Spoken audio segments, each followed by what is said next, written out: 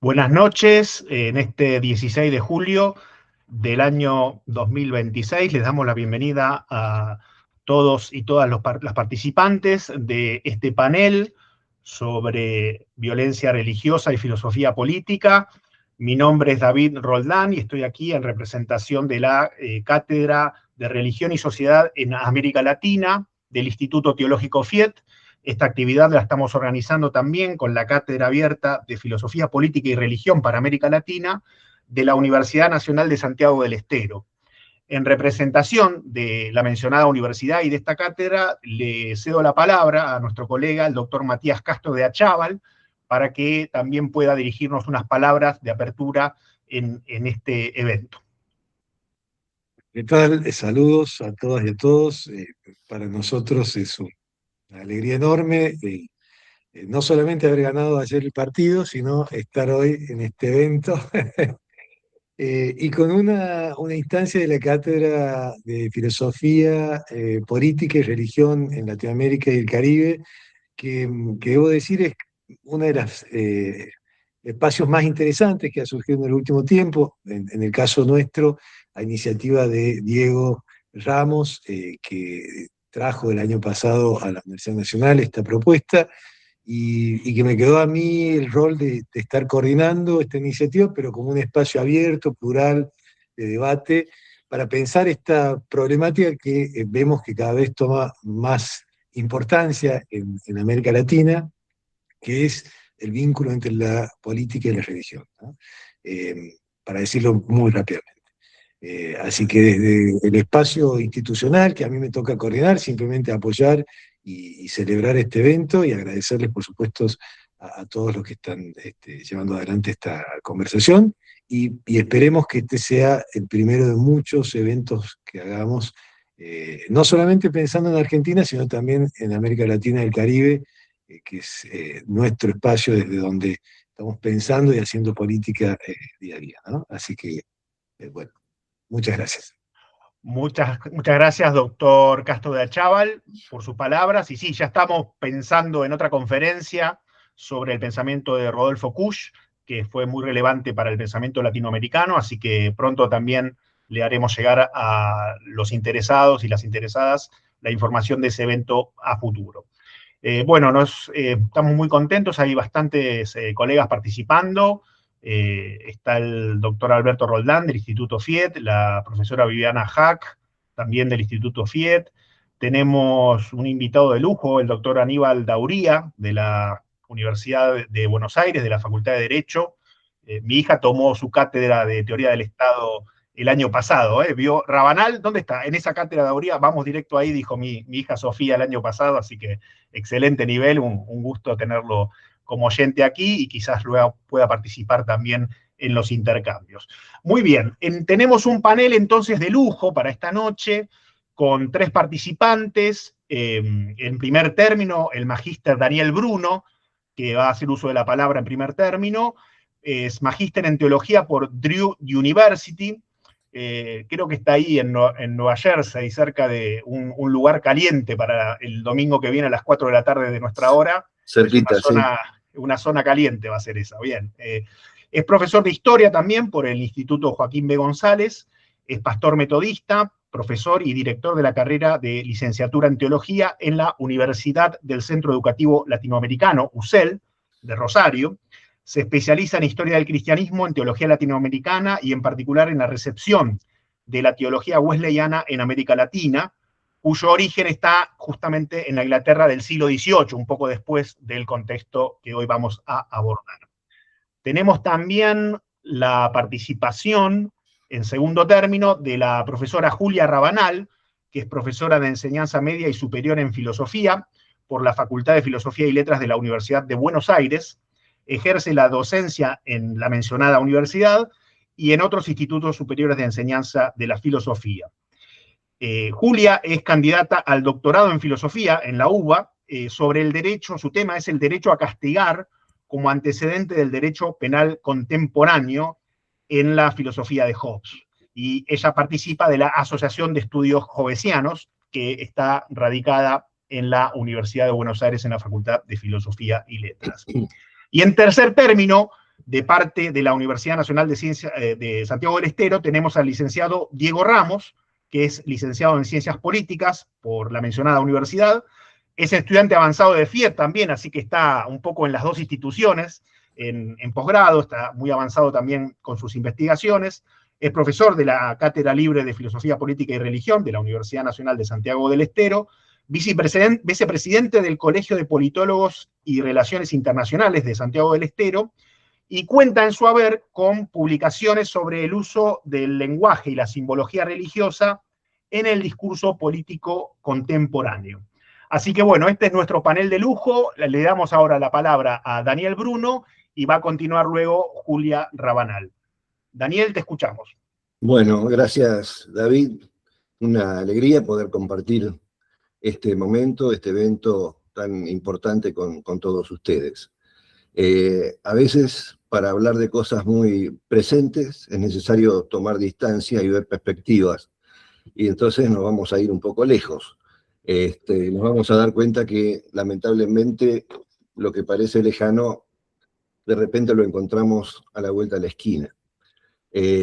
Cuando hablamos de las guerras religiosas del siglo XVI y XVII, solemos pensar en enfrentamientos provocados exclusivamente por diferencias doctrinales entre católicos y protestantes.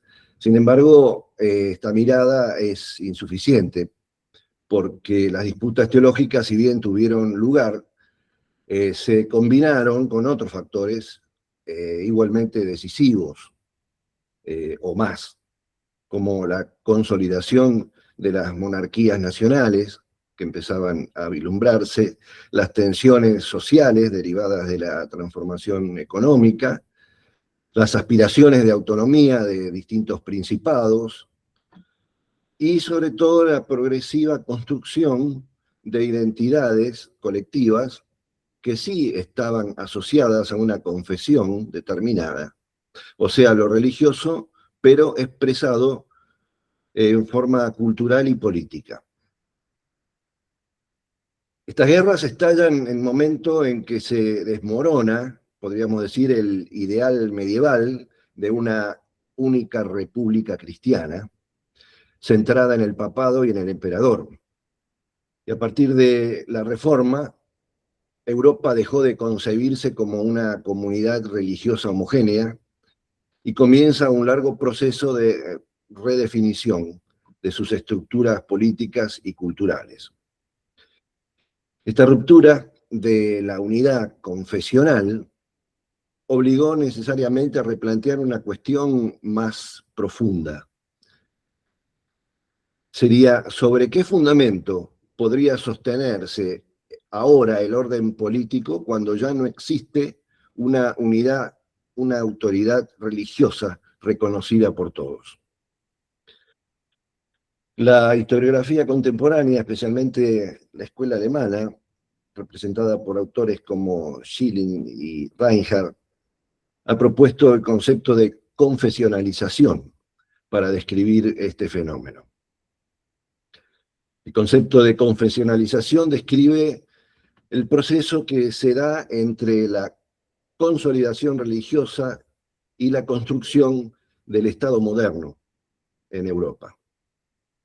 Y este proceso histórico se caracterizó, en primer lugar, por el surgimiento y consolidación de tres bloques confesionales: catolicismo, luteranismo y el calvinismo, y el control político para imponer una ortodoxia y una identidad religiosa y cultural a sus poblaciones. Reinhardt argumenta que el proceso de confesionalización fragmentó Europa y fue el motor que llevó a los estados a centralizar su poder, tratando de homogeneizar la cultura a través de las confesiones. Yo voy a hacer un muy breve repaso de 3 o 4 etapas fundamentales en las guerras religiosas que terminan en la Guerra de los 30 años, podría decirse que es junto con la Guerra Civil en Inglaterra, la que cierran la etapa a mediados del siglo XVII. Entonces podemos decir que la Reforma fue el epicentro del terremoto, pero este terremoto tuvo réplicas a lo largo de 100 años. La primera etapa de estas guerras podríamos ubicarlas en la ruptura de la unidad cristiana, como decíamos, hasta la paz de Augsburgo. La Reforma puso en cuestión la autoridad papal, modificó la comprensión de la Iglesia y favoreció nuevas formas de organización política. Muchos príncipes alemanes encontraron en el luteranismo una oportunidad para fortalecer la autonomía frente al emperador Carlos V y apropiarse de bienes eclesiásticos de paso. Los hechos centrales de esta etapa podemos encontrarlos, en primer lugar, en el contexto que tuvo lugar la Guerra de los Campesinos, 1524-25, inspirados especialmente por el lenguaje bíblico apocalíptico de un ex amigo de Lutero, que fue Thomas Münzer, que después es ubicado en la Reforma Radical, en el movimiento anabaptista, amigo de Karlstadt, que desafía a los príncipes y a Lutero desde una visión apocalíptica, pero también social y económica, ¿no? Por eso ya esta Guerra de los Campesinos muestra como una identidad mixta entre aspectos religiosos y aspectos políticos y económicos. Posteriormente surge la Liga de Esmascalda en 1531, que es la liga integrada por los príncipes luteranos, que resisten los intentos imperiales de restaurar la unidad religiosa. Carlos V derrota a esta liga en 1547, pero esa derrota no resuelve el problema. Finalmente el emperador debe aceptar una solución de compromiso. Por eso, después de idas y vueltas, se produce lo que se conoce como la Paz de Augsburgo en 1555, que establece el principio de cuius regio, heius religio, es decir, cada príncipe podía determinar la confesión de sus súbditos, de sus reinados. Aunque limitada, porque solo esto reconocía oficialmente el catolicismo y el luteranismo, esta fórmula representó el primer reconocimiento jurídico de la división confesional de Europa. Pero quedaba fuera el calvinismo, lo cual más tarde provocaría problemas. Y aquí se abre una segunda etapa que podríamos considerar las guerras civiles, especialmente en Francia, porque después está la otra guerra civil en Inglaterra, pero a mediados del siglo XVII. Esta segunda fase es caracterizada por el fortalecimiento de las identidades confesionales y por el estallido de diferentes guerras, especialmente en Francia. El protestantismo francés, calvinista, había ganado muchos adeptos entre la nobleza y la burguesía urbana. Los hugonotes, protestantes franceses, se enfrentaban con sectores católicos y entre 1562 y 1598 se sucedieron como 8 guerras civiles que devastaron realmente amplias regiones del país. Uno de los episodios más recordados es la matanza de San Bartolomé, 1572, cuando miles de protestantes fueron asesinados en París y otras ciudades tras el intento fallido de reconciliación a través del matrimonio de Enrique de Navarra, después sería Enrique IV, y Margarita de Valois. Finalmente, Enrique de Navarra accede al trono como Enrique IV, y su conversión al catolicismo que resume la historia, la anécdota, resume en la frase París bien vale una misa, ¿no? Después también se lo habían atribuido a Napoleón. Hay frases que quedan en la historia como ubicables en cualquier contexto, pero mostraba que lo político ya a esta altura pesaba más que las lealtades confesionales. En 1598, Carlos V promulga el Edicto de Nantes, que concedió a los protestantes ciertos derechos civiles y una limitada libertad de culto. No establecía igualdad religiosa, pero sí inauguraba una nueva forma de convivencia basada en la tolerancia pragmática. Entonces, hacia fines del siglo XVI. También se da la rebelión de los Países Bajos, un tema que mezcla la religión, la independencia y el comercio, ¿no? Países Bajos protagonizaron uno de los conflictos más prolongados de este periodo.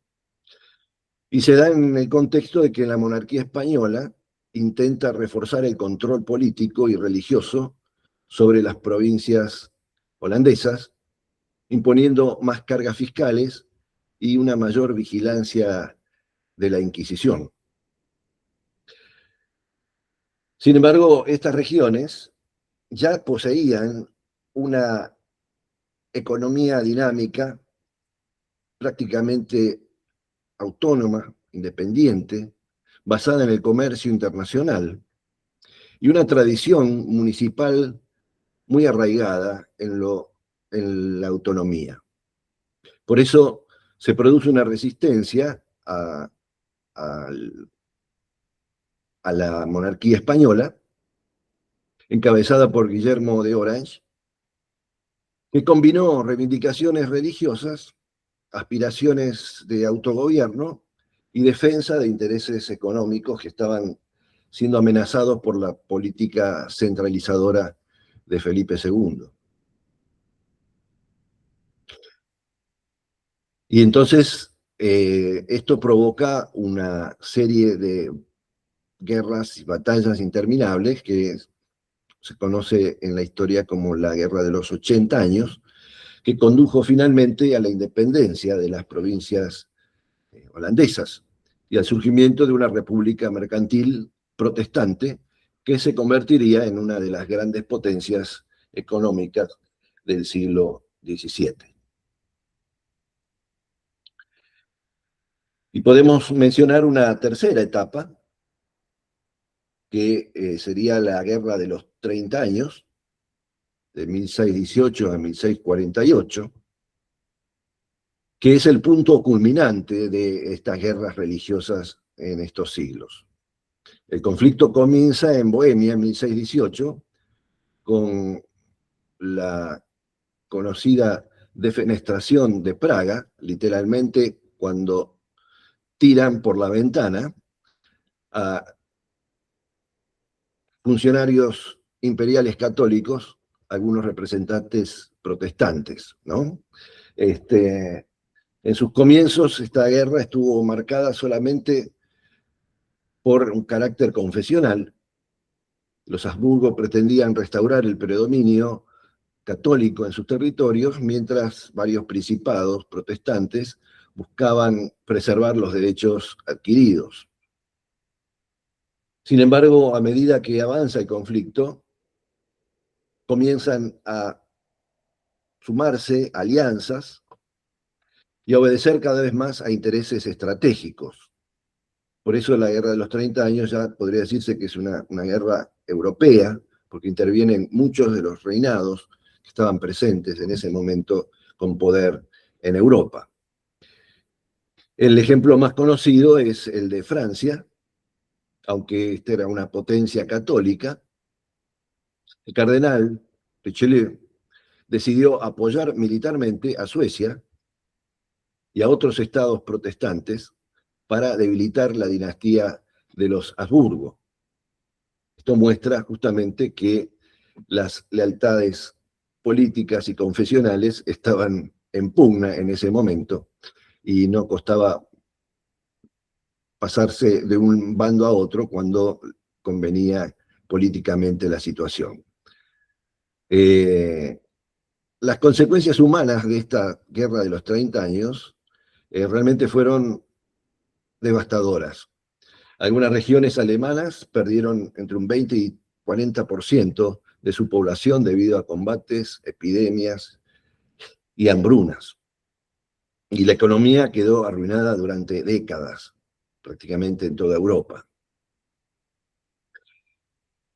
En 1648 se firman los tratados de Münster y de Osnabrück que pusieron fin a esta guerra y se conoce como la Paz de Westfalia.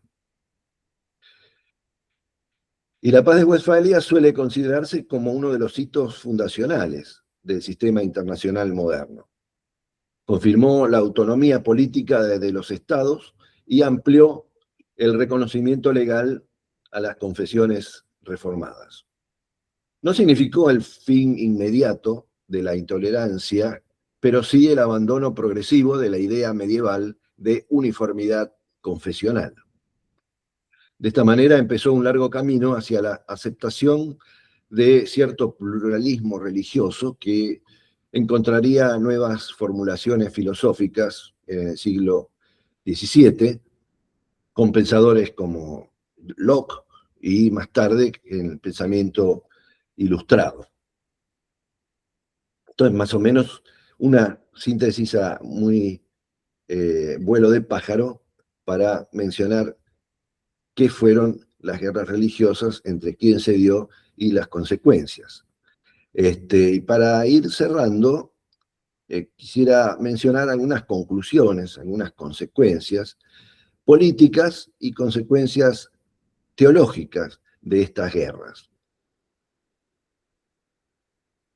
Cabe preguntarse, después de considerar estos enfrentamientos, si fueron realmente guerras religiosas, y ya nos hemos contestado que no exclusivamente.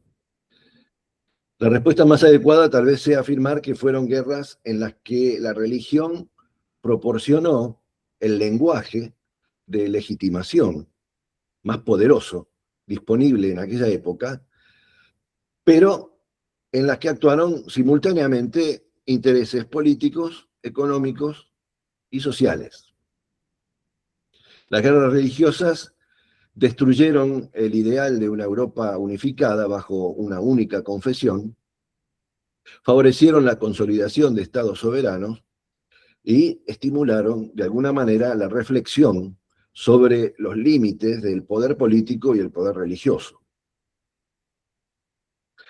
De esta manera, las guerras religiosas de los siglos XVI y XVII aparecen no solo como episodios de violencia y destrucción, sino también como momentos decisivos en la gestación de la modernidad política, de la pluralidad confesional y de nuevas maneras de pensar la relación entre fe y poder.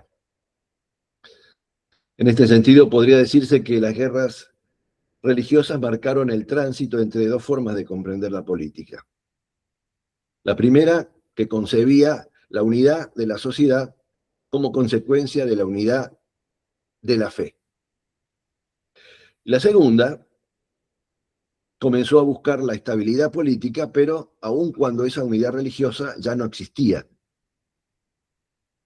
Y a partir de Westfalia, como vimos, la legitimidad de los estados comienza a depender cada vez menos de su pertenencia a una cristiandad universal y cada vez más de su capacidad para preservar el orden, garantizar la seguridad y defender sus propios intereses.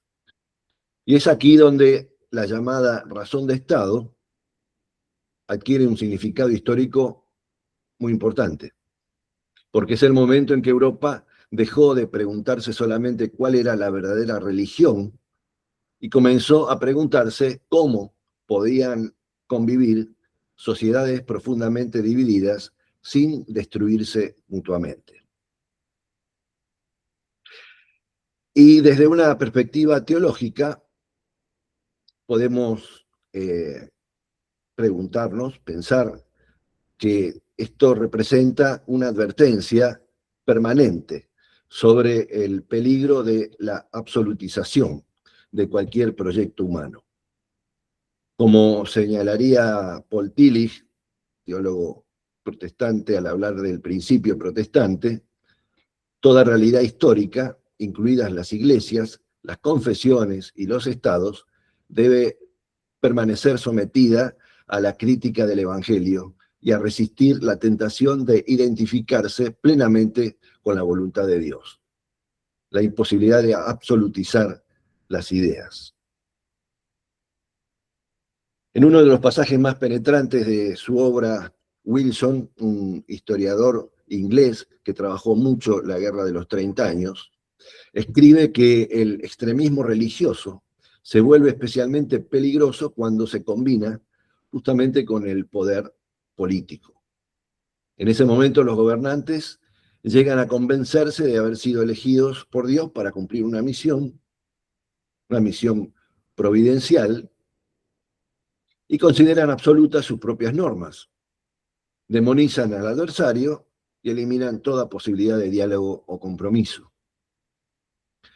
Esta es probablemente una de las reflexiones más actuales que puede ofrecernos la historia de las guerras religiosas, cuando el adversario deja de ser un interlocutor para convertirse en la encarnación del mal. Cuando la política abandona el lenguaje del compromiso y adopta el lenguaje de la salvación, el lenguaje religioso. En este punto, la violencia deja de aparecer como un fracaso y empieza a presentarse como un deber moral. Y esto es realmente lo peligroso. No es casual que pensador como Thomas Hobbes, cuyo pensamiento será analizado ahora en la próxima ponencia, escribiera el Leviatán en medio de la experiencia traumática de estas guerras, la guerra civil, especialmente la inglesa, y de una Europa devastada por los conflictos confesionales.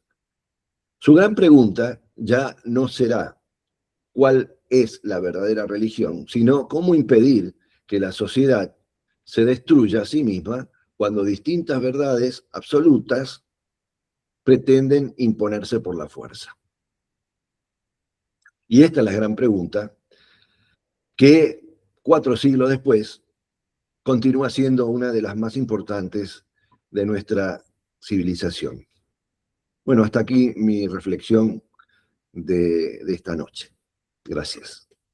Muchas gracias, Daniel, muchas gracias, muy claro, y quedan muchos temas y aspectos para repreguntar seguramente luego.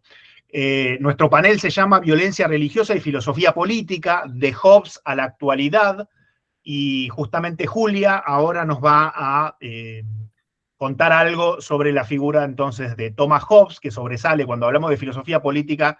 El nombre de Thomas Hobbes, el Leviatán, de Chive también, pero mucho más el Leviatán, es la primera referencia. Así que, Julia, te escuchamos. Bueno, antes que nada, gracias, David, por haberme convocado a este panel, un honor, y aparte, un tema que sí, tiene mucha actualidad, y que no, creo que no tenemos la última palabra sobre esto, o no sé si la vamos a tener. Yo quería empezar mostrándoles, voy a compartir pantalla muy brevemente, sobre un grabado que se utilizó para una edición inglesa de la Biblia. El grabado se llama La destrucción del Leviatán, y ahí les muestro la imagen.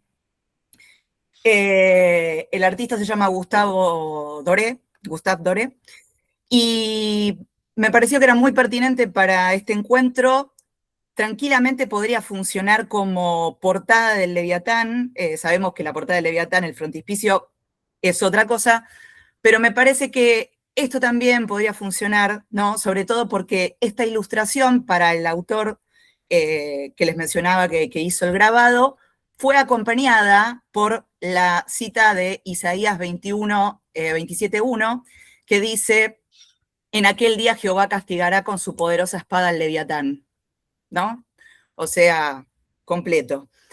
Creo que un poco tomando en cuenta esto, y bueno, un poco de lo que estaba comentando recién Daniel, ¿no? Este tema que no es de la modernidad, es un tema de arrastre del medioevo, que puntualmente es mencionado por Hobbes en varias ocasiones, esta cuestión de la llamada disputa, doctrina de las dos espadas, de la espada espiritual y la espada temporal, que es algo que, como sabemos, durante el medioevo tuvo un arduo debate que tuvo sus puntos cúlmines, por ejemplo, con la bula Una non santam, que declaraba la supremacía del poder espiritual sobre el poder temporal, y bueno, otros autores medievales también que han sido gran influencia para seguir alimentando el debate y sobre todo para insistir que, digamos, la legitimidad del poder político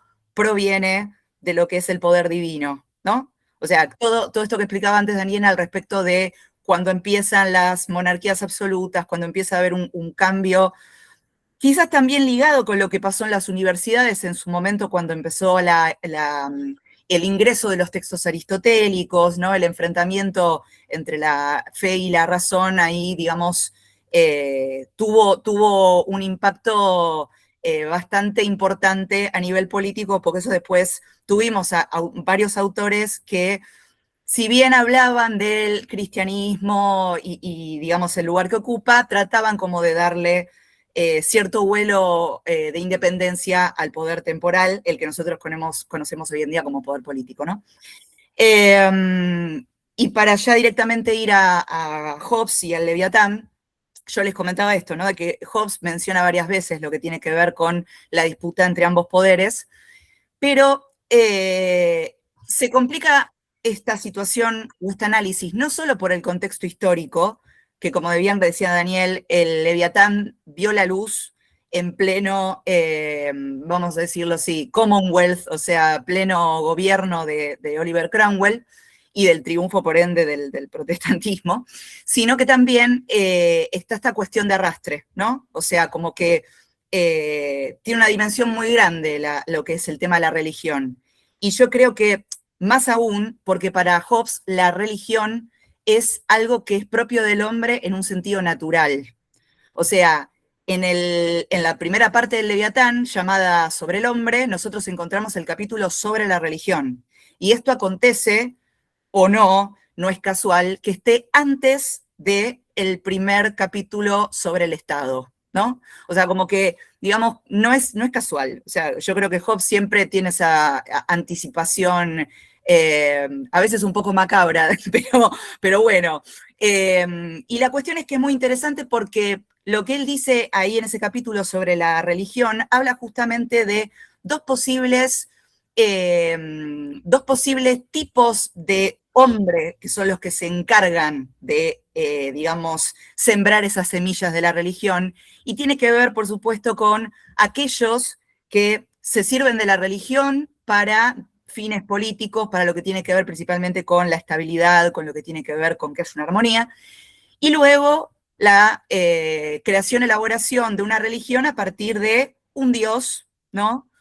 Que nos trae sus propias leyes, que nos trae una definición del hombre como pecador, también relacionado con lo que decía Daniel, ¿no? El pecado es lo que construye naturalmente al hombre, a pesar de que seguimos con el arrastre de las ideas aristotélicas, etc., sigue pesando que el hombre es un ser pecador y que el cristianismo está para eso, ¿no? Está para redimir esa situación a partir de sus diferentes rituales, etcétera, ¿no? O sea, no me quiero ir mucho, pero por ejemplo, una de las cosas que menciona Hobbes a raíz de lo que decía Daniel es la cuestión del bautismo, ¿no? Y de cómo interpretar el bautismo, no como una cuestión de plegarse, ¿no? al cristianismo, sino como una cuestión de reconocimiento y reparación de lo que es la naturaleza humana, ¿no? Que obviamente Hobbes ahí siempre va a estar interesado.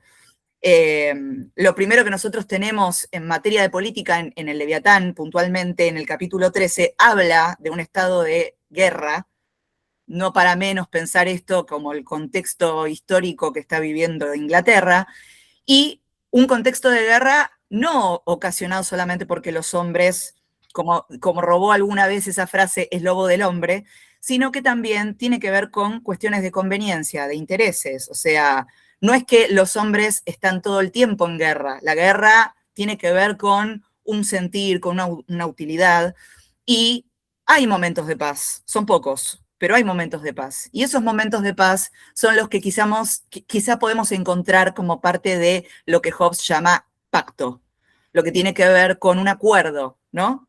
Si bien son acuerdos efímeros, porque Hobbes nos va a recalcar todo el tiempo que necesitamos la espada, necesitamos el poder coercitivo para poder obligar a la gente, ¿no? Ese es el problema, cómo obligar a la gente y cómo hacer a la gente obedecer. Si bien no voy a dar toda la explicación de cómo se conforma el pacto, me gustaría decir algunas cosas como para que se entienda hacia dónde quiero ir, que es la problemática de la soberanía. Y ahí es el problema donde tenemos la obediencia o el hecho de que los súbditos estén sujetos a dos soberanos, ¿no? Algo que en realidad es controversial, ¿no? Y absurdo, obviamente, para Hobbes. Pero la cuestión con el pacto la quería mencionar porque más allá de que tiene que haber una voluntad de los hombres para cesar en la guerra y realmente querer salir de ese estado, Hobbes habla de las características que tienen los pactos que hacen los hombres, y entre ellos se menciona lo que es el tema del juramento, un pacto que no es válido, porque más allá de que en nuestro foro interno, en nuestra conciencia, nosotros seamos buenos cristianos, ¿no? O sea, quizás tengamos una buena convivencia con otros, el problema es que no tenemos evidencia, no tenemos cómo sostener esa instancia. O sea, ¿por qué? Porque Dios, como lo va a decir Hobbes varias veces, se correspondería a lo que tiene que ver con un agente invisible, ¿no? Parece que todo se resume en un empirismo, ¿no? Pero no, hay más. El tema con los pactos es que obviamente tiene la relación con lo que es la constitución del poder. O sea, yo necesito del pacto para que las personas se conviertan en personas, vamos a decirlo, políticas, que tienen un derecho político, ¿no? Ese derecho político que se corresponde con una obligación, etcétera, etcétera, en relación al soberano que se ha elegido, ¿no? Por consentimiento y con un acuerdo, digamos, unánime. Ahora bien, muchas veces Hobbes va a hablar de quienes disienten al respecto, muchas veces va a hablar de personas que han pactado y después parece como que son arrepentidos, ¿no? O sea, como bastante contemporáneo. Y el problema es que no, o sea, si nosotros cuando pactamos estábamos buscando salir del estado de naturaleza, del conflicto, de la guerra, era porque se nos había garantizado la paz y la seguridad. Ahora, eso no significa que las personas, digamos, se comporten como autómatas y no tengan reacciones al respecto de las decisiones que tome el soberano. Sobre todo porque cuando yo digo minorías o disidencia, grupos, etcétera, como él menciona en el capítulo 23 del Leviatán, que se llama Sobre los sistemas, que los sistemas son como diferentes, vamos a decirlo así, corporaciones que existen dentro del Estado. Existen las que están por consentimiento del soberano y las que no. O sea, que el soberano está en conciencia de que hay personas que pueden estar en desacuerdo con él. Ahora la pregunta es, ¿por qué esas personas no son consideradas como enemigos? ¿Por qué son sometidos a la ley en todo caso? ¿No? Entonces ahí, digamos, se cae un poco ese absolutismo en el cual uno generalmente, o la gente generalmente, coloca a Hobbes. Y aparte, otra cosa muy importante, el foro interno, que es el foro de la conciencia, es el único foro al que no se puede tener acceso.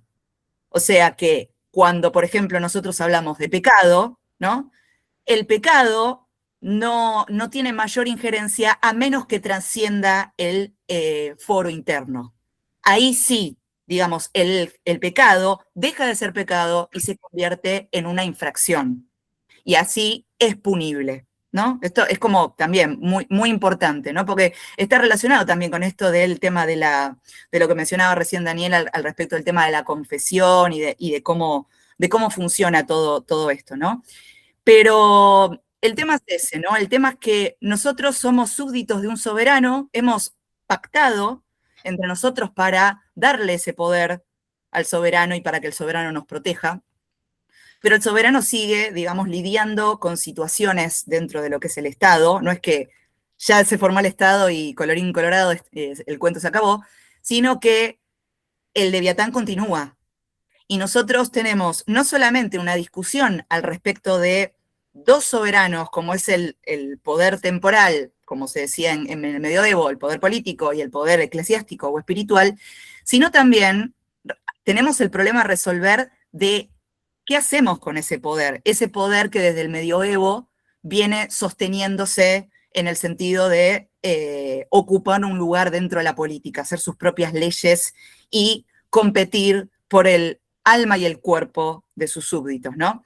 Y ahí es donde, como para ya terminar y hacerlo chiquito, comento algunas cuestiones sobre el capítulo 42 del Leviatán, que es sobre el poder eclesiástico, que es un análisis exhaustivo que realiza Hobbes de todo lo que tiene que ver no solo con lo que sucede antes, en el medio y después, ¿no? O sea, lo que tiene que ver con la venida de Cristo, los apóstoles, quienes por imposición de manos han tomado el poder, ¿no? Han heredado ese poder de los apóstoles y siguen predicando la palabra de Dios, ¿no? Todos estos actores que, digamos, en pocas palabras, Hobbes trata de hacernos reflexionar sobre de dónde proviene el poder de estos actores y que, para decirlo en pocas palabras, su poder termina siendo un poder que deviene del poder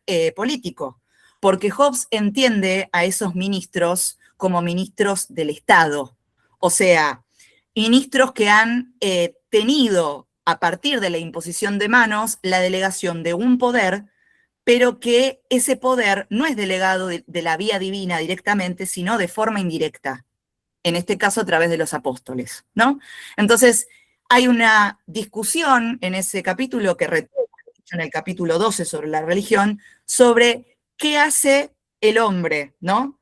Si el hombre busca fundamentar sus intereses, como pasó capaz que en el caso del conflicto en Francia y el mismo conflicto en Inglaterra, trata de fundamentar su inclinación religiosa, porque también se busca con eso fundamentar una política, o si también está el tema de que la religión contribuya con la política, ¿no? El problema es ese, el problema es cuando la religión se enfrenta mano a mano con el poder político. Y lo que trata de hacer Hobbes todo el tiempo es decir, no puede desestabilizar al poder político, no puede enfrentarlo, no puede igualarse, porque esa materia la provee el Estado, esa materia son los hombres.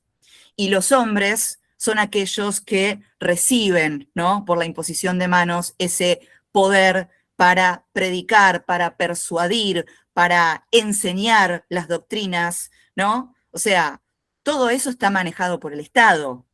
En el capítulo 18, de vuelta, donde se habla sobre la soberanía, se habla de las facultades del soberano, una de las cuales es la que tiene que ver con administrar o revisar las doctrinas a enseñar. Y ahí es donde, digamos, se trata de evitar la confusión, ¿no? Tratar de que se entienda que no es un problema con el cristianismo, no es un problema con el protestantismo, sino un problema propio de cómo pensamos, ¿no? Cómo entendemos lo que es la religión, algo que es muy inherente a nosotros, pero que hay que entender que su administración está relacionada con el poder político y por ende con el Leviatán. Gracias. Muy bien, muchas gracias, Julia. Muchos temas para seguir pensando y dialogando. Creo que está compartida todavía la imagen que nos acompañó durante la exposición. Muy bueno, la verdad que la imagen está muy buena y muy relevante. Y muchas gracias entonces, Julia. Y continuamos ahora con Diego Ramos, que nos va a traer un poquitito a la actualidad hablando allí desde la Universidad Nacional de Santiago del Estero. Te escuchamos, Diego.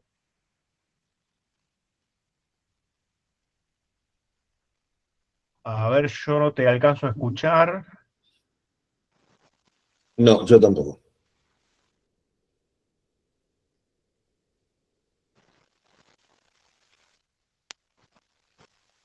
Me parece que Ahí, yo no lo ¿se escucho. No escucha? sé si lo escuchan a Diego. No, ¿Sí? Ahí, hola. ahí sí. ¿Sí? Ahí sí. Ahora sí. Ahora está, ahora está. Había un botoncito que había que tocar. Siempre Bueno, pasa eso. siempre pasa. Bueno, muchas gracias, David, por la invitación. Daniel, Julia, la verdad, interesante, movilizante y siguen siendo temas actuales que nos siguen atravesando de manera muy profunda. Como lo marcaba Daniel, parece que está tan lejos, pero sin embargo está aquí a la vuelta de la esquina. Y esta posibilidad de seguir revisando esa administración de los religiosos en la política, como marcaba casi al final Julia, también creo que es un gran desafío que tenemos en estos tiempos, ¿no?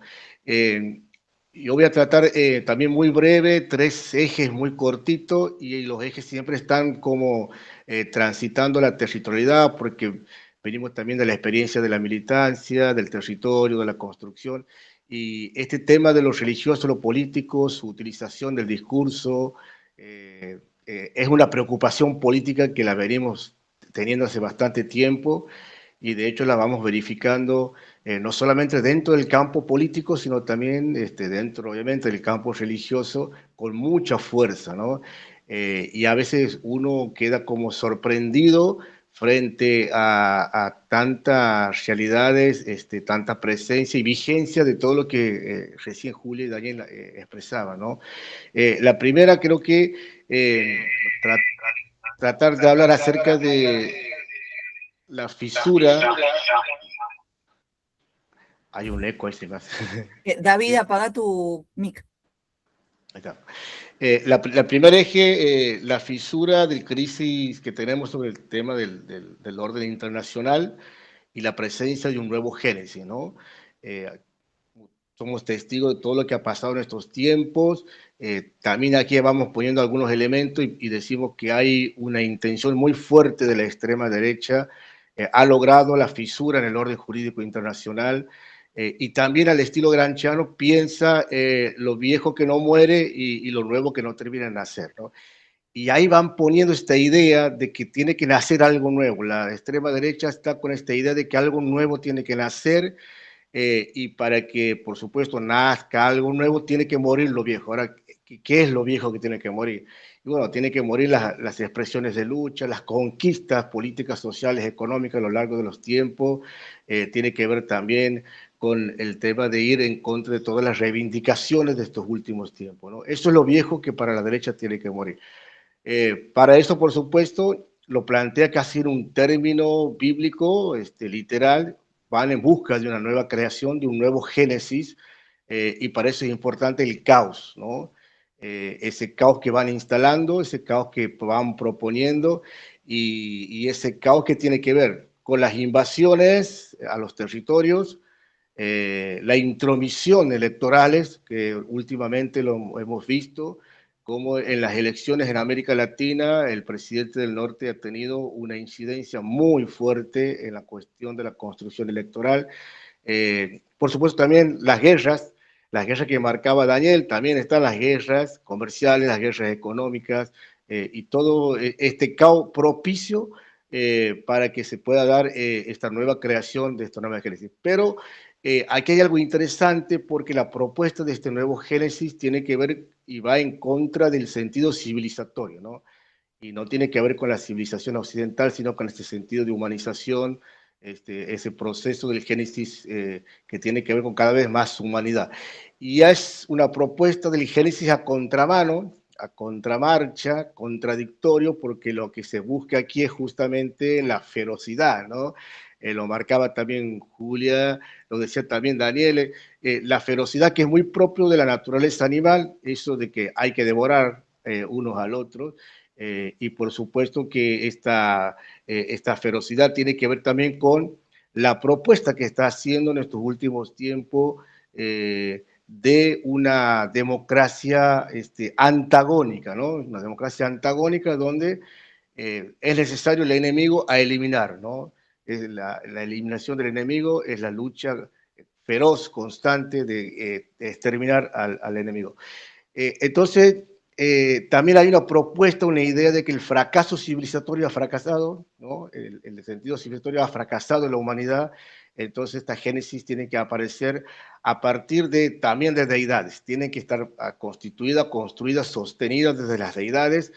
Si uno va y recuerda algunos tweets del presidente del norte, él casi como similar a Jesús, arriba los F-16 que parecían el Espíritu Santo. Bueno, también nuestro presidente aquí en Argentina, utilizando mucho el relato religioso teológico, Moisés, ¿no? Llevándonos a las tierras prometidas, ¿no? Bueno, el primer ministro de Israel también, por supuesto que según como él entiende lo que es la tierra prometida, tiene el derecho, la facultad de las invasiones territoriales, ¿no? Bueno, todo un tema ahí en esta fisura del orden jurídico nacional y la propuesta de este nuevo orden, ¿no? Que se quiere colocar. También es interesante porque en el Génesis, en el libro del Génesis hay un mandato de Dios a gobernar, ¿no? Las aves, los animales, las fieras, dice. Bueno, aquí es a la inversa, ¿no? Quieren que los animales, las fieras, sean las que gobiernen, y ahí por supuesto que todo lo que tiene que ver con el sentido de la política, el hombre animal político en el sentido comunitario, racional, dialogante, tiene que quedar anulado, ¿no? Es lo irracional lo que tiene que imponerse, la irracionalidad de las propuestas políticas es lo que va adelante. Entonces, por supuesto, hoy escuchamos expresiones, discursos, retóricas, en donde parece que todo vale, todo tiene legitimidad y todo es bueno, ¿no? Entonces, ¿cómo volver a desafiarnos a esa democracia agonal? Yo creo que ese es uno de los desafíos, y por supuesto que esta búsqueda de este nuevo génesis, de este nuevo orden que tiene que ver con el caos, también es un atentado hacia el sujeto político y el sujeto democrático, ¿no? Yo creo que eso es lo que se va buscando cada vez más, la anulación de lo que tiene que ver con la participación de la soberanía, ¿no? No solamente es un ataque a la soberanía de los estados, sino que también eso repercute en el ejercicio de la construcción del sujeto político y del sujeto democrático. Todas estas intromisiones, estas justificaciones, estos anestesiamientos que se van dando constantemente es lo que nos va poniendo en una situación bastante complicada. Bueno, lo segundo que me gustaría plantear es ir en busca de una gobernanza teológica, ¿no? Y aquí con esto queremos decir que no, desde la política no decimos o descartamos lo teológico y lo político, está metido, es una cuestión de naturaleza intrínseca también, lo religioso en el ser humano, no es una cuestión de decir aquí no entra lo teológico, sino, como también lo decía Julia, importante poder revisar cuál es el espíritu de la teología que se está encarnando en esos procesos políticos que van buscando justificar y legitimar algunas decisiones, ¿no? Hago un paréntesis aquí, el año pasado estuvimos invitado por el país vecino de Chile, también ellos preocupados en el mandato de Boric anterior, en donde habían descuidado el tema religioso, teológico, por obviamente la concepción que tiene de la izquierda, que los religiosos, los teológicos no tienen ascendencia en ningún campo. Bueno, la preocupación les llegó tarde, la conversación que teníamos con las compañeras, los compañeros ahí en el centro de la casa del Frente Amplio, porque la extrema derecha había comenzado a cooptar todo el territorio de los barrios a partir de la utilización del discurso teológico religioso, y entonces como que lo vieron casi tarde y empezaron a entender que el fenómeno de Argentina iba a ser casi similar al que iban a tener ellos, ¿no? También fines del año pasado estuvimos en Cuba, también con la misma preocupación, ¿no? Tanto desde el campo político como religioso, esta preocupación de cómo vincular esa relación entre lo teológico y lo político, ¿no? Así que yo creo que son temas muy interesantes. Entonces, esto de la gobernanza teológica es para decir que hay que disputar los sentidos teológicos políticos, ¿no? Cuando ahí Julia hablaba acerca de la estabilidad, lo que se busca, la estabilidad de mantener un orden, justamente la gobernanza teológica viene a tensionar esa estabilidad, ¿no? Son dos categorías políticas, la estabilidad y la gobernanza son categorías políticas, pero la estabilidad viene a presentarnos la idea de que no hay cambio, de que no puede surgir algo diferente, buscan mantener el orden, las hegemonías de poder. Entonces, creo que ahí la gobernanza teológica tiene que venir a buscar o a emerger como una subversión teológica pública, ¿no? Y aquí meter esta idea de la teología pública, ¿no? De la teología pública, porque si vamos a entender y a conceder legítimamente lo teológico en la política, entonces hay una teología pública. Ahora la discusión de los sentidos es qué tipo de teología se encarna en esta cuestión de lo público, ¿no? Por supuesto que la teología o esta gobernanza de la teología o de la teología pública necesita de mujeres, de hombres, de jóvenes que disputen también los sentidos, ¿no? Una teología pública que signifique que también es la disputa por lo público, por la agenda pública, por las políticas públicas, y ahí también hacemos referencia a un texto, ¿no? En la multiplicación de los panes también, qué sentido profundo tiene en cuanto a teología pública, ¿no? En el corazón del imperio, Jesús decide hacer la multiplicación nada más y nada menos que dar de comer y de organización, ¿no? Vamos a organizar en grupos y vamos a comer, ¿no? Una política pública cargada de un sentido teológico de humanización profunda en ese mismo corazón del imperio, ¿no? Entonces yo creo que ahí también comenzar a trabajar de manera muy fina también, sobre todo en las comunidades de fe, en los grupos religiosos, no anulando el sentido teológico político, sino acompañando los procesos de discusión sobre qué teología hay.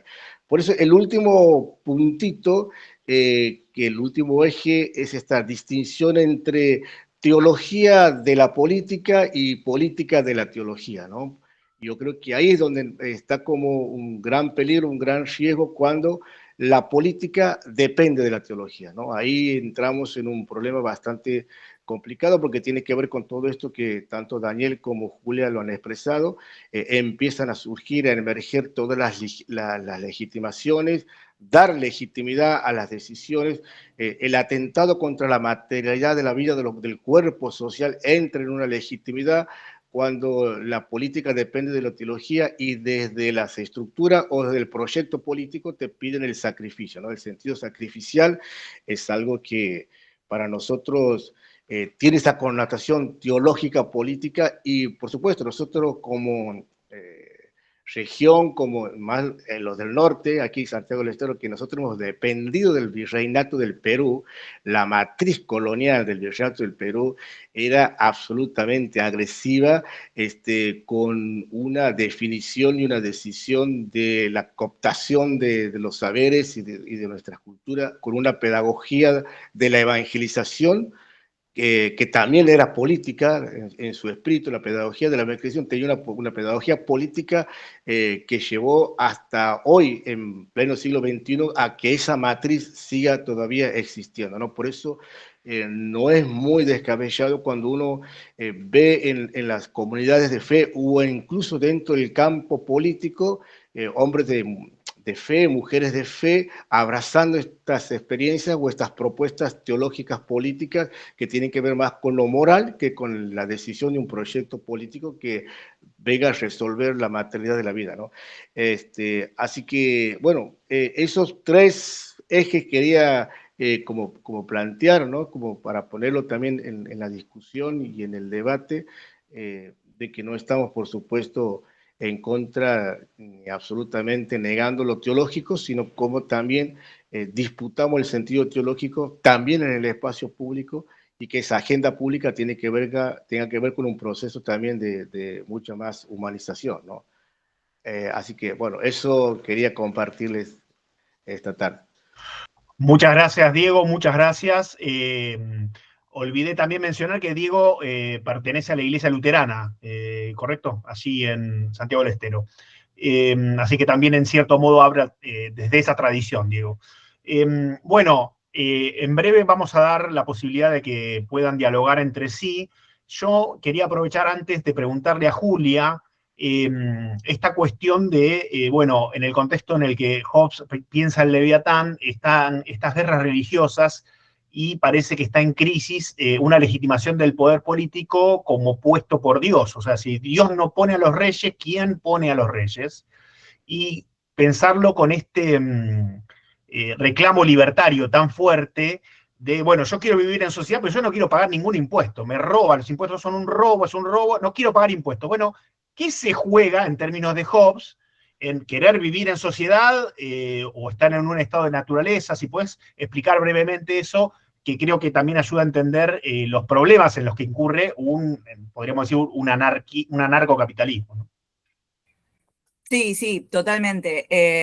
A ver, yo en primer lugar diría que hay o sea, hay una cuestión por parte de Hobbes, que esto lo comentan autores como Skinner y otros, que hablan sobre el tema de que Hobbes hace uso del lenguaje del enemigo para, digamos, rebatirlo, ¿no? Algo que nosotros no conocemos, por cierto, en la política de nuestro país.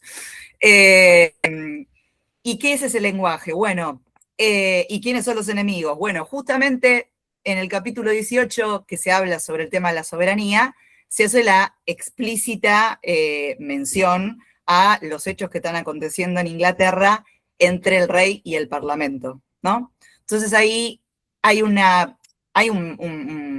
mini, digamos, argumento que tiene que ver con esto de que el rey posee un poder menor en frente del pueblo y un poder mayor, y un juego que tiene que ver con esta idea que también combate Hobbes, combate a muchos, ¿no? Pero entre todos los que combate, esta idea de decir que el pueblo es pueblo de Dios, que eso también lo menciona en el capítulo 42, el del poder eclesiástico. El pueblo es el pueblo de Dios y ya hay un pacto establecido con Dios.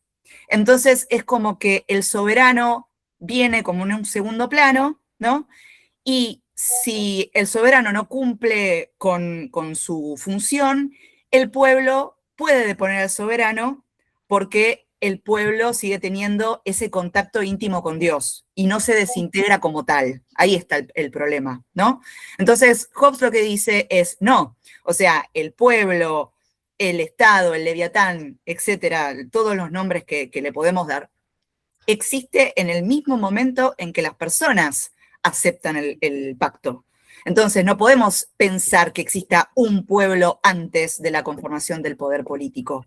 Entonces, ahí también hay como una cuestión de decir, no, o sea, lo que nosotros capaz que podemos ver en Locke, como se llama el pacto de sumisión, el pacto de asociación, es algo que se da todo junto, ¿no? Eso lo dicen Norberto Bobbio, bueno, autores clásicos. Y la cuestión es que, digamos, cuando nosotros tenemos que pensar esto en nuestra actualidad argentina, con lo que quiere hacer Milei, etcétera, ¿no? Primero principal que tenemos que analizar esta rareza que se llama narcocapitalismo, que es para decirlo así, es una contradicción en los términos, porque sabemos que si bien hay una fundamentación que tiene que ver con, bueno, no hay Estado porque se reemplaza por el mercado, y esa sería la parte de la anarquía, y después esto se fusiona con el capitalismo, que me parece que es ¿cómo se dice? Una tragedia toda esa terminología, pero el problema está en que si nosotros tuviéramos que analizar, ¿no? En los términos de lo que nos pasa a nosotros en Argentina, con lo que está diciendo Hobbes, en realidad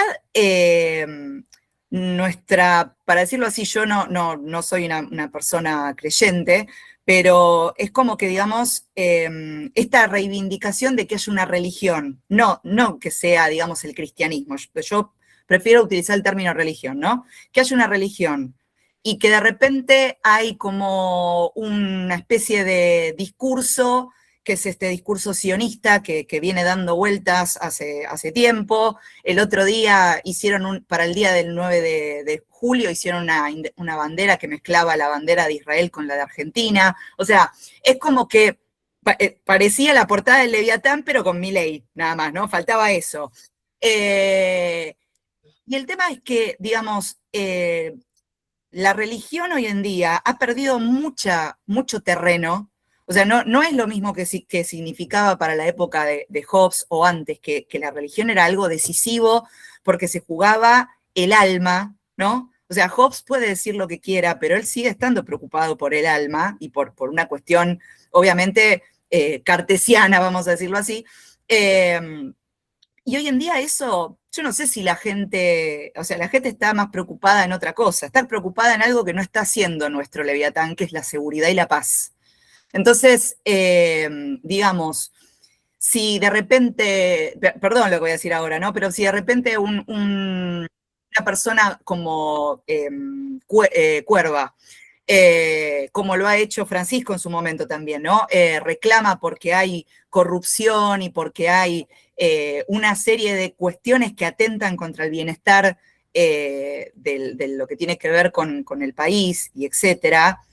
Es como que yo no sé cómo pensar cómo es que se está dimensionando ese sionismo, ¿no? O sea, porque para mí es bueno, claramente una artimaña política, no es una cosa que realmente despierte un sentimiento religioso, algo que dispute, ¿no? Que ponga a las personas contra la pared y diga, bueno, al final la religión era lo que me alimentaba, ¿no? Entonces, lo que me alimentaba mi bienestar, ¿no? Más allá de que, lo tengo que decir así, más allá de que uno trabaja un montón de horas, de repente la religión para muchos ha sido un refugio. Y quizás en este momento lo debería ser más. Entonces, yo veo gente que desde la iglesia tiene una postura de crítica, y capaz que ahí veo de nuevo renacer esta problemática de, bueno, ¿no? La iglesia se enfrenta al poder político, pero de una forma muy limitada. Y sinceramente, o sea, está bien, no es lo mismo, ¿no? No es el mismo aparato que en el siglo XVII. En el siglo XVII era indiscutido esto, por más que teníamos a alguien como Hobbes diciendo, bueno, mirá, no, el poder eclesiástico se tiene que someter al político, punto, ¿no? Pero bueno, es como complicado para mí, o sea, complicado porque ya de por sí no se cumple nada en términos de lo que expresa el Leviatán en nuestro país, ¿no? O sea, y sobre todo lo que tiene que ver con el crecimiento de la violencia, que eso es algo que también lo mencionaba Daniel antes, la escalada de violencia que tiene la sociedad hoy en día, en las escuelas, en cualquier lugar, también, tampoco no hay una garantía sobre eso. Entonces, la verdad que no hay chance, no hay chance de que todo esto que se está tejiendo con el sionismo y eso llegue a ser una potencia que haga la diferencia para mí. Muchas gracias, Julia. Muchas gracias. Bueno, Daniel, Diego, no sé si tienen alguna pregunta, o vos, Julia, para ellos. Pueden intervenir o hacer alguna reflexión que les haya quedado a partir de lo que fuimos escuchando. Y yo pensaba en A ver términos, si... en términos de fantasías y Daniel, estás hablando vos, ¿no? Ok. Perdón, ¿se me escucha? Ah, Sí, sí, ahí sí. si hoy viniera Hobbes acá, como decía Julia, yo creo que estaría bastante confundido, porque él analizaba su realidad en términos de poderes temporales y espirituales como espacios concretos. Y me parece que el problema de hoy no se trata de espacios, sino de narrativas. Y en donde la política intenta apropiarse de narrativas religiosas, no doctrinales, sino religiosas. Y ciertos sectores religiosos se apropian de narrativas y de expectativas de poder político. Entonces, es mucho más confusa la cosa, porque no se trata de un choque de espacios, sino un problema de sentido de la narración. Yo creo que la perla que ha encontrado estos sectores que mencionaba Diego, tiene que ver con el tema de la absolutización, ¿no? Porque el tema de apropiarse del lenguaje religioso se pretende que la propia palabra es absoluta, ¿no? Es una visión de lo religioso equivocada, ¿no? Porque hay teologías que absolutizan, pero otras que relativizan, ¿no? Pero, claro, el tema es si desde el poder temporal, hablemos, se mezcla con las terminologías de lo absoluto y de lo religioso, que no se puede criticar, o no hay otra forma, ¿no? Es decir, el famoso, el intento de Fukuyama en el 85, 95, no, 95, que es el fin de las ideologías, aunque no lo pone en términos religiosos, es una visión apocalíptica, ¿no? De la historia, como que, bueno, acá se cierra el sentido. Ya no hay más posibilidades de mirar nuevos caminos, por lo tanto el pensamiento crítico no tiene por qué existir. Y bueno, por eso me parece que no es para nada fácil, y Hobbes tendría bastante complicaciones en nuestro tiempo para analizar el Leviatán. El tema del sionismo me parece que es como para un panel aparte, especialmente el enraizado en sectores evangélicos, ¿no? Que, bueno, ustedes habrán visto, hay una película en Netflix, se llama el Apocalipsis en los Trópicos, que habla sobre todo el andamiaje político, religioso que tuvo Bolsonaro a través de ciertas iglesias evangélicas en Brasil. Brasil es uno de los países en donde el evangelicalismo de derecha ha hecho más impacto, en Guatemala también. Y eso tiene que ver, bueno, con una visión desde el Estado americano muy concreta, ¿no? Dijo algo, Diego, que realmente es importante, que muchas veces se ha despreciado lo religioso del aspecto político, y ha sido un gran error, porque se le dio en bandeja justamente a que lo religioso sea cooptado por los sectores de derecha que lo usan de esta manera, ¿no? Yo siempre recuerdo, no me quiero ir demasiado lejos, pero el famoso informe de Rockefeller, o si lo tienen presente, o el informe Santa Fe, que es producto de estaba por ser reelegido Nixon, y envía a Rockefeller, a Nelson Rockefeller, a hacer una gira por Latinoamérica para un análisis, un informe así, de todos los aspectos. Y en el religioso, dice, bueno, la Iglesia Católica se ha alejado de nosotros, porque en ese momento estaba la teología de la liberación bastante activa, se ha alejado de nosotros, por lo tanto tenemos que hacer énfasis y apuntar a fortalecer a grupos más espiritualizantes, evangélicos, ¿no? Y no es casual que después de ese informe, que el primero fue creo que en el 79, después en el 82, a partir de esa década empezaron a pulular grupos evangelicales de derecha, que impactaron. Guatemala llegó a estar en el poder, ¿no? Ríos Montt estuvo en el poder. y hace unos 15 años empezó a ser muy activo en Brasil, y hoy en día casi el espectro evangélico en Brasil ha sido casi por un 80% cooptado por esta visión, ¿no? Así que bueno, el tema de la narración absoluta de lo totalizante, y mezclado con este evangelicalismo pro-sionista, me parece que es una bomba de tiempo, ¿no? Muchas gracias, Daniel. Perdón, porque mi visión no es para nada esperanzadora. Ahí ya no te escucho más. Bien. Diego, no sé si querés hacer algún comentario también.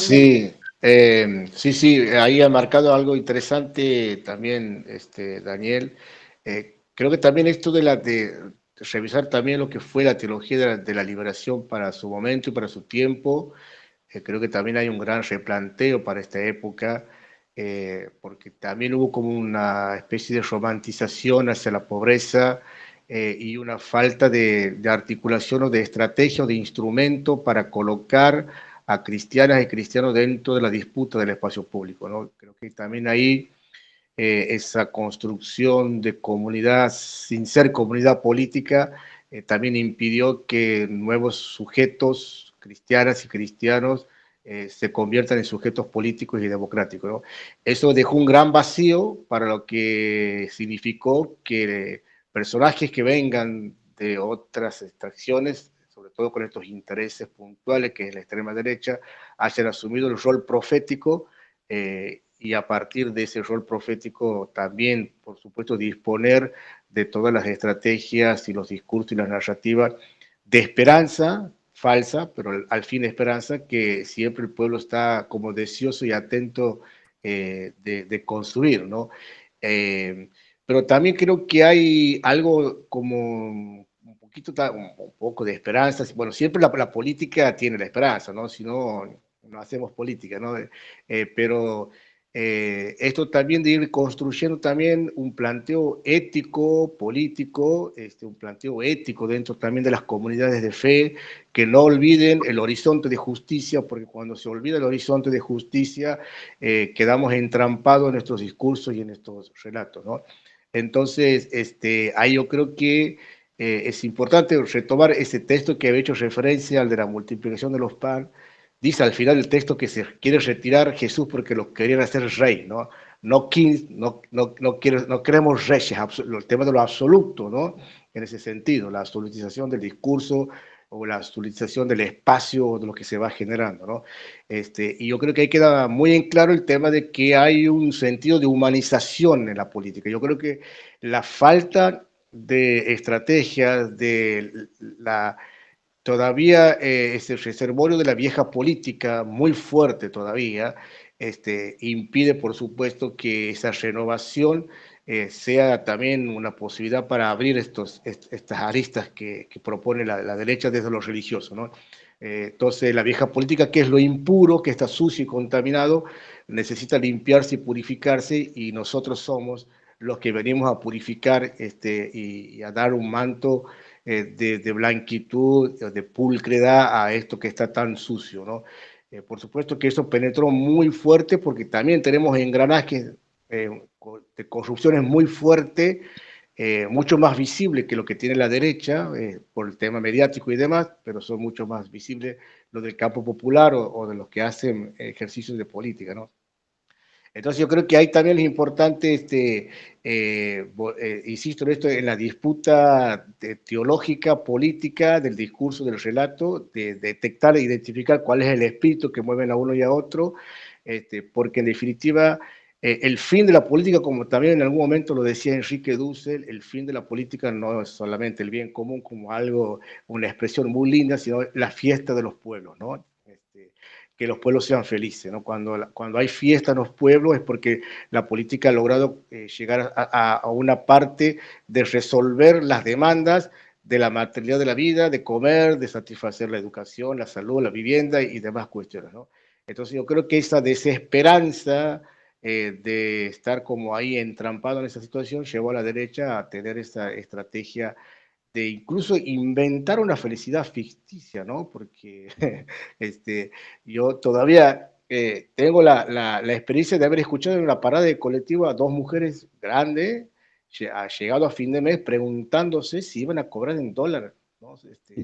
Entonces uno ahí se da cuenta cómo el relato, el discurso, el manejo de la manipulación es tan fuerte y cómo hay un déficit teológico en nuestras comunidades, porque somos una sociedad altamente de fe, con mucha más ascendencia cristiana y cristiano, pero cuando uno va descubriendo que tanto en las comunidades de fe o en el campo de la política, donde hay hombres y mujeres de fe, consumen un discurso escatológico, entonces el déficit político es impresionante. Entonces, hay una tarea pedagógica, ética, social, cristiana, urgente que hay que cubrir, ¿no? Muchas gracias, Diego. Profesor Aníbal Dauría, si quiere tomar la palabra, entonces. Bueno, gracias. Pensé que no había alguien antes que había levantado Está la Julia, pero ya habló mucho, Julia, dice. Siempre habla mucho, Julio. Claro, claro. Nada, pobre juez, porque es de Géminis, por eso digo, si son muy charlatanes los Géminis. Bueno, perdonen que intervenga, quería escuchar nada más, porque fue todo muy interesante, pero no puedo evitarlo, se me fueron generando varias ideas, pero me gustaría hacer alguna aclaración previa. Quiero ser rápido, pero no sé si lo voy a lograr. A ver, primero, como punto de partida, porque siempre es difícil hablar más de hoy en día, ¿no? Que los ánimos suelen estar muy caldeados, sin que nadie se sienta herido. Yo quiero primero sentar que creo que hay gente, digamos, para usar una palabra con poco sentido referencial rápido, buena, digamos, tolerante, o con la que se puede hablar en todos los ámbitos, en todas las religiones y en todos los credos políticos. Ahora, esto no impide que uno haga una crítica o una objeción a la idea de credo político o religioso genérica. Si yo critico al catolicismo o al judaísmo o al luteranismo, no quiere decir que hable mal de los luteranos, de los católicos, ¿no? Quiero decir, me manejo en el plano de las ideas. Otra cosa que quiero aclarar es que me parece que vale la pena pensarlo, es ¿a qué llamamos teología? No quiero, seguramente ya todos lo saben, ¿no? La palabra teología en realidad era la que usaba Aristóteles, filosofía primero, teología para referirse a lo que llamamos metafísica. Y la religión es la forma popular de metafísica o de teología. O sea, mi mamá no lee ni a Hegel, ni a Platón, ni mucho menos a Lutero o a Teilhard de Chardin. Es religiosa. Por eso la obsesión que tenían algunos anarquistas como Bakunin, anarquista en serio, no a los Milley, nota de página lo que decía Julia, cierto, es una contradicción los términos anarcocapitalismo, porque cómo se puede defender la gran propiedad capitalista si no hay un Estado coactivo, policial, judicial detrás que la respalde o que la asegure. Después de esta nota, sigo. Era porque era la forma pura. A Bakunin le interesaba, en todo caso, liberar, lo que él entendía liberar de la subordinación a la metafísica a personas como mi mamá, no a Platón, ¿no? Porque era forma popular de metafísica, la religión, la teología. Me pregunto, porque yo a partir de estos presupuestos, que son míos, que ustedes no tienen por qué compartir, a mí me surgían varias preguntas de las tres exposiciones que me parecieron muy interesantes y por diversas razones. Primero, empezando, creo que por la última, pero igual las tres están cruzadas las cosas que voy a decir. Una pregunta que me hago, si esto de disputar el campo teológico, ¿no? A partir de la lucha incluso por las palabras, si no transforma a la religión, o el sentimiento religioso en algo cínico. Tengo que decir lo que no creo nada más que para disputarle determinados sectores a la derecha o a la izquierda, ¿no? Como recién ponía de ejemplo, creo que Bruno, también de las políticas alentadas probablemente de las agencias norteamericanas sobre el evangelismo. ¿Esto es religión? ¿Instrumentalizar un discurso de fe al fin de una disputa de la gente? Porque yo entiendo la persona que hace... que evangeliza porque cree en lo que dice, me parece que es algo entendible desde mi punto de vista. Ahora, cuando se lo hace con una finalidad estratégica, ya no estoy tan seguro. Sea de izquierda o de derecha, o lo que se llama izquierda o lo que se llama derecha hoy en día. Vinculado a esto, el tema de la religión y la política, correctamente, o yo coincido, me pareció perfecta la descripción histórica que hizo Daniel Bruno de todo el proceso que lleva a la conformación del Estado moderno, pero Lo que a mí me preocupa es esto que, bueno, que se ha llamado también ahora muy, tomando el término de Schmitt, no teología política, esta idea de que todos los conceptos políticos de la modernidad, jurídicos y políticos, son conceptos secularizados que provienen de la teología. Tesis que coincido, pero creo que a Schmitt le falta la otra parte. Uno debería pensar que si los conceptos jurídicos políticos modernos son conceptos teológicos secularizados, porque debe haber habido primero una sacralización de conceptos terrenos, como padre, pastor, por ejemplo. Primero se pusieron en otro tomo para que después puedan ser secularizados. Entonces me pregunto si estas distinciones tajantes que queremos hacer entre política y teología, hasta dónde pueden aguantar esta distinción. Porque el Estado, no es casualidad que Hobbes lo presente, para ir a la ponencia de Julia, lo presente literalmente entre las 3 metáforas o 4 que utiliza en el famoso prefacio, como un dios terreno. Y tampoco es casualidad la palabra que mencionó Julia, ministro. Es la misma palabra religiosa y política. Entonces uno puede pensar, por eso yo decía credos políticos y teológicos, o si quieren metafísica. Porque los conflictos, gran parte de los conflictos surgen de estas, como decía Simone Weil, de estas peleas por palabras abstractas como Dios, o la patria, o los intereses superiores del pueblo con mayúscula.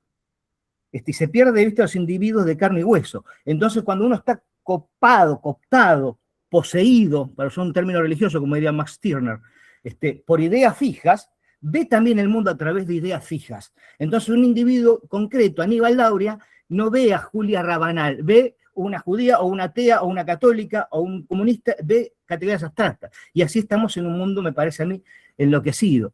Estas eran las reflexiones que me iban surgiendo de escucharlos a ustedes. Y una última pregunta que me parece que merece la pena ser planteada también.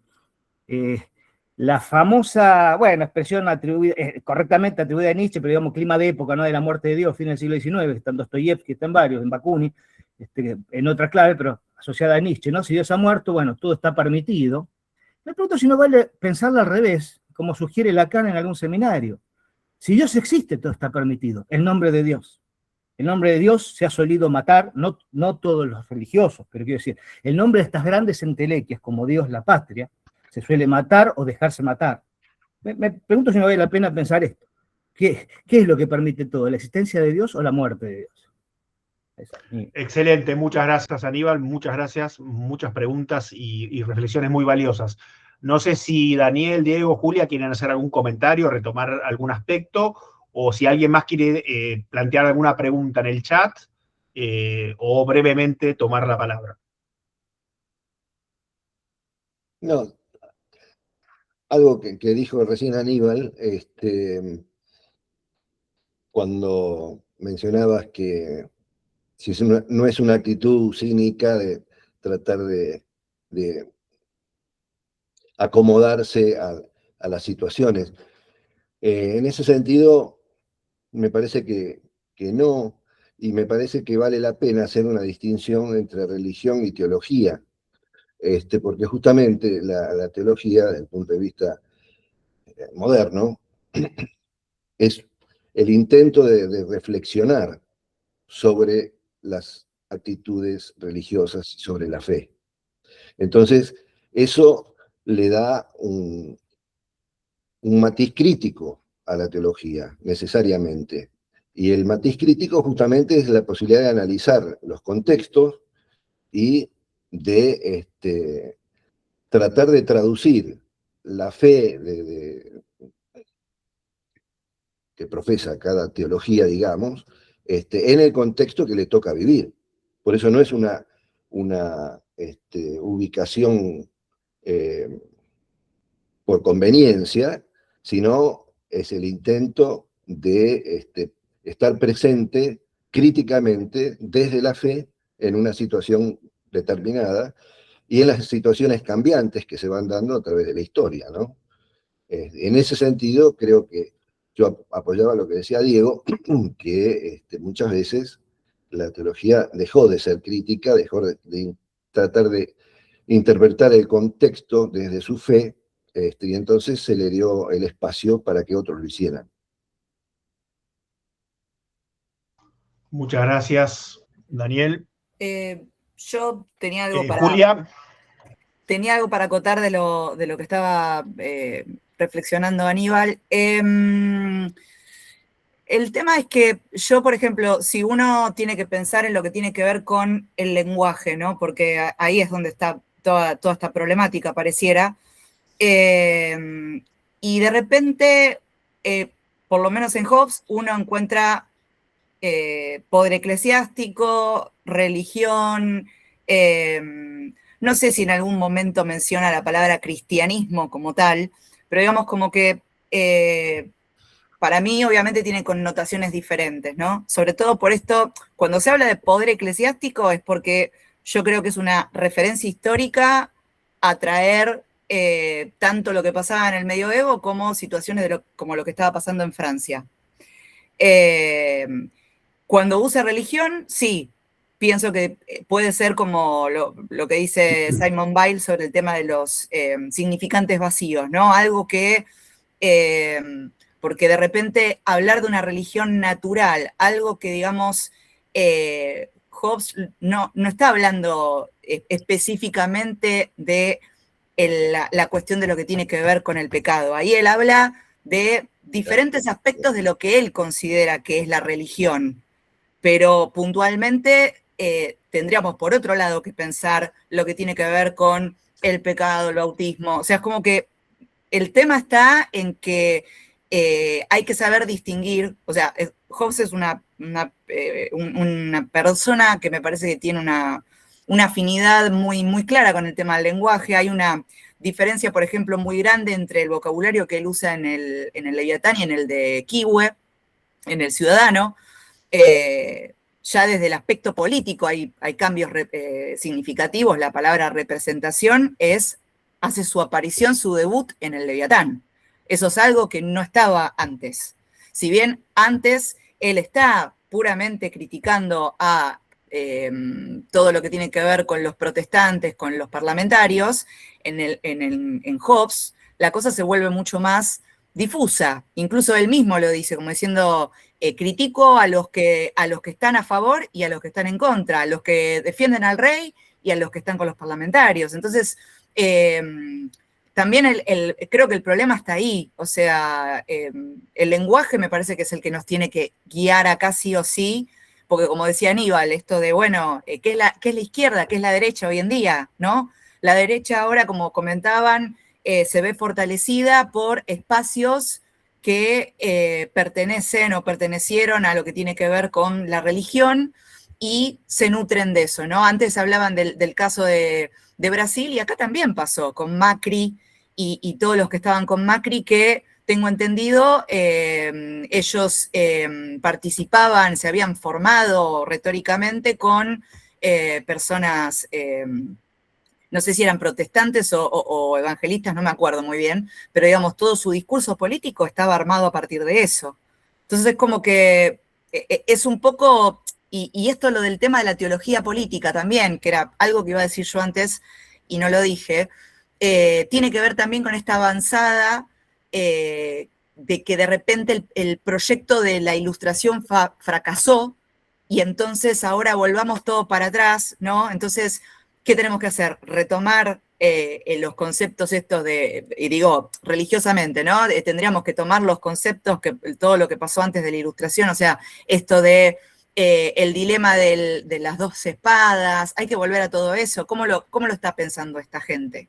O no lo están pensando, porque para mí, no hay un armado, no muestran un armado claro. Más allá de servirse de la religión, sea el catolicismo, el protestantismo o el sionismo, lo que sea, no hay un mensaje claro al respecto a la religión.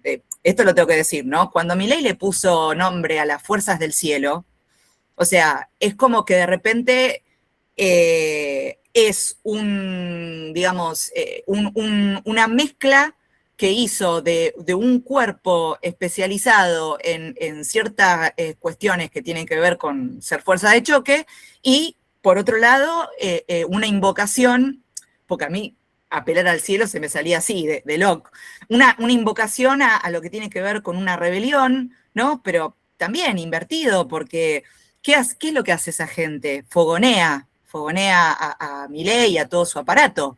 Pero por eso digo, como que es muy difícil este tratamiento que se hace hoy en la actualidad sobre lo del tema de la religión, el cristianismo, etc. Yo creo que, de hecho, nosotros tenemos una guerra en este momento donde está participando Irán e Israel, y tenemos todo manejado por tecnología, que obviamente es una de las cosas de las que se sirve esta nueva derecha, la tecnocracia, ¿verdad? Y queda ahí, relegado ahí. No hay ninguna discusión, o sea, se muere la gente, matan gente en hospitales, a niños, y no hay una discusión al respecto de eso desde una postura religiosa. Mueren y se acabó. Entonces, también eso, ¿no? Hay una definición de guerra que también está lejos de lo que nosotros entendíamos como guerra religiosa o violencia a raíz de lo que pasa con una guerra, ¿no? Está completamente, no sé si lo dijo antes, no me sale. Diego, Daniel. Diego, gracias. Esto de que de repente se deshumanizó. O sea, es esto, ¿no? Y hablando de lo que decía también Aníbal antes, es como todo lo que habló Nietzsche al respecto del poshumanismo y de cómo nos definimos a nosotros a partir de este avance de la tecnología, que ya, digamos, está más allá de todo lo que ha sido planteado en un inicio al respecto de la defensa del hombre y los derechos humanos, y etcétera. Perdón, me reextendí, pero es como que esto me saca. Muy bien, muy bien. Gracias, Julia. Bueno, ya para ir cerrando, hay dos preguntas. Si alguien las quiere retomar, cumplo en leerlas. Una nos lleva a pensar, digamos, en la tradición hispánica, en el caso del siglo XX, el franquismo, y si se dio con el caso del franquismo, que nos saca de contexto, pero igual puede ser relevante, el franquismo y una síntesis entre la modernidad, el capitalismo y el catolicismo clásico, en el caso del franquismo. Y otro colega aquí, el mismo colega, perdón, Manuel José Benítez, también invita a pensar entre la relación entre el neoliberalismo y el mundo evangélico, ¿no? Bueno, creo que sí sería interesante reflexionar en esa línea. No sé si alguien quiere retomar esto o a dar alguna pequeña reflexión, pero bueno, cumplo en leer estos comentarios o preguntas, ¿no?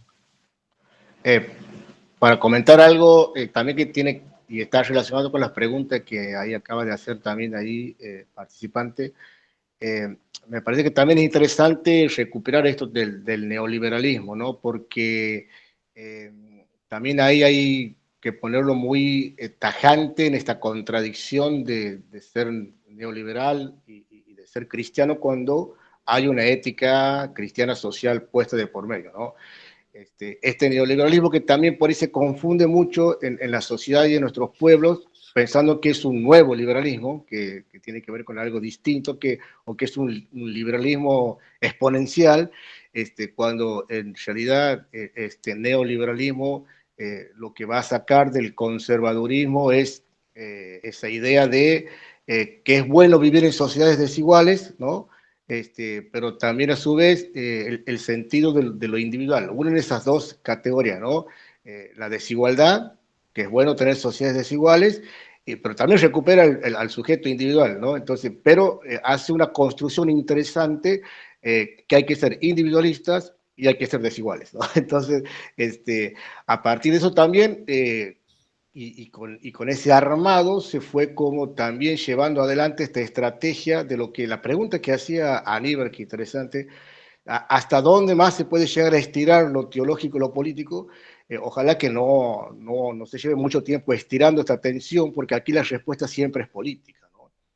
Por eso cuando en un momento hacíamos la distinción entre la teología de la política o la política de la teología, era justamente para poder en algún momento llegar a decir no podemos eternamente estar tensionando esta discusión, porque si no estaríamos justificando primero la demonización y la ridiculización de la política, que es la gran estrategia y el gran discurso que hoy se propone, por supuesto la anulación del sujeto político y democrático, y y lo que conlleva todo eso, ¿no?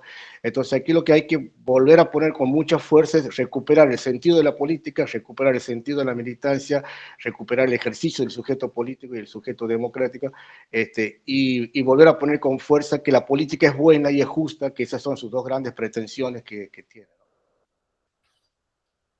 Sí, en relación a una de las preguntas que decías sobre el neoliberalismo y los grupos evangélicos, yo creo que la cooptación de algunos grupos evangélicos por el neoliberalismo ha sido un gran éxito de este último, pero es una contradicción en sí misma, porque justamente, como decía Diego, los valores del neoliberalismo justamente es para hacerlo breve, el individuo y la no justicia social, ¿no? El presidente lo dijo claramente, ¿no? Que es no sé, un excremento lo que es, como lo dijo. Y esto va en contra, no directamente del cristianismo, va en contra de por lo menos de las religiones abrámicas, ¿no? Porque tanto los musulmanes como digamos, el pensamiento judío tradicional y el cristianismo, que abrevan en el Antiguo Testamento, justamente son las dos cosas que no pueden negarse, ¿no? El Antiguo Testamento no es el individuo, sino es lo comunitario lo que prevalece. Y la justicia social es central en los profetas, por ejemplo. Por lo tanto, es una lectura sesgada, o no es lectura, o falsificación de la historia y de la lectura.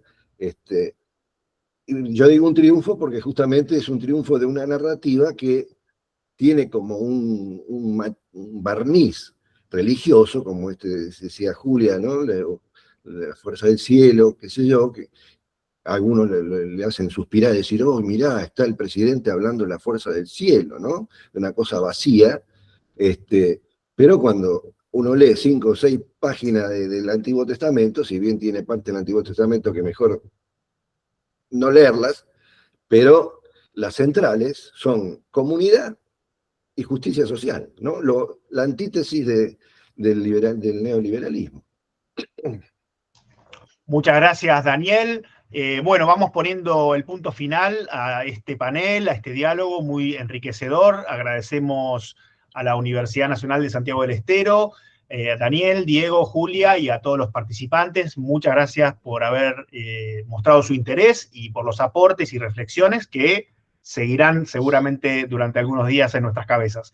Los invitaremos para el mes que viene para una conferencia sobre Rodolfo Kusch.